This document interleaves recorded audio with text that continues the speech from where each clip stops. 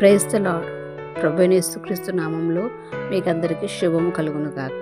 ఈ దిన సిలువ ధ్యాన వాక్యము యోబు గ్రంథము 8వ అధ్యాయము 5వ వచనము.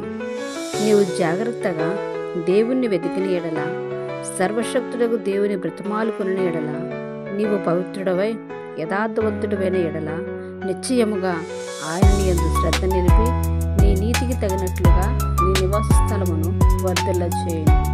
అప్పుడు నీ స్థితి మొదట కొద్దిగా నుండినను తొదుకు నీవు మహాభివృద్ధి పొందుదువు. ఆమేన్.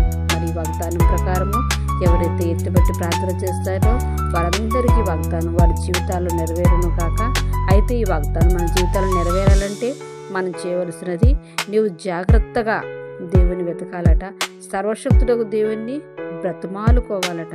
అలాగే ఎప్పుడైతే బ్రతిమాలుకొని పవిత్రుడవై యథార్థవంతుడివై నిత్యంగా నువ్వు జీవిస్తావో అప్పుడు ప్రభువు మన యందు శ్రద్ధ నిలిపి మన నివాస స్థలమును వర్ధిల్ల చేస్తానని, మొదట మనసు కొద్దిగా ఉండనను మనం తుదకు మహాభివృద్ధి పొందుదామని వాగ్దానం చేస్తున్నారు కనుక మరి వాగ్దానాన్ని మనం ప్రతిదినం ఎత్తిపట్టి ప్రార్థన చేస్తూ మహాభివృద్ధి పొందుకుంటూ దేవుని కృపలో వర్ధులుతూ అనేక మందికి దీవెనకరంగాను ఆశీర్వాదకరంగాను మీరు మార్చబడాలని మీ కొరకు ప్రార్థిస్తూ దేవుడి ఇచ్చిన వాగ్దానం ప్రకారం దేవునికి మహిమ కలుగును గాక.